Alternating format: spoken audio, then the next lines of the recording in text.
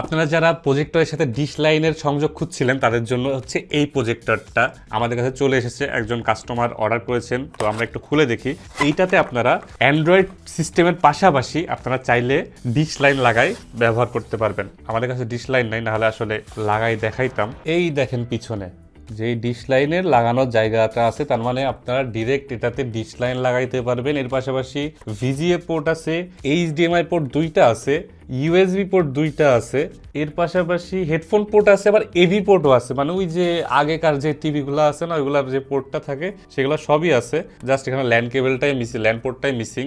আর এটা সাইজ দেখছেন যথেষ্ট বড়, যথেষ্ট প্রিমিয়াম, এবং এখানে আপনারা মাউন্ট করার অপশনও পেয়ে যাবেন। আর এটা যেটা বললাম যে এটা কিন্তু ডিশ সাপোর্টেড, আর এটা অনেক বড়, আমার ফেসের পাশাপাশি দেখেন কিন্তু ভালোই বড় সাইজের। তো এটা কিন্তু লিলিপুর সবে অ্যাভেলেবেল আছে। আমাদের কাছে কিন্তু হাই রেঞ্জ, মিড রেঞ্জ সব রেঞ্জের অ্যাভেলেবেল আছে। এই যে পাশাপাশি এখানে বাটনগুলো আছে। আর আমরা যদি একটু লেন্সটা দেখাই, এই দেখেন লেন্সটা ক্যাপ থাকে, তার মানে লেন্সটা প্রোটেক্টেড থাকবে। এই দেখেন লেন্স। আর এটা মানে ক্যাপাসিটি বলতে কত ইঞ্চি আসলে করা যায় ভাই, 100, 200, 300, 400 ইঞ্চি বলে লাভ নাই। আপনি সর্বোচ্চ 120 বা 130 ইঞ্চির বেশি বাসায় ইউজ করতে পারবেন না। আর বাইরে গেলে হয়তো 200 ইঞ্চি পর্যন্ত করতে পারবেন, এগুলা হ্যান্ডেল করে নিতে পারবে। সবচেয়ে বড় বিষয় হচ্ছে এতে অ্যান্ড্রয়েড সাপোর্ট আছে, এর পাশাপাশি ডিশ সাপোর্টও আছে।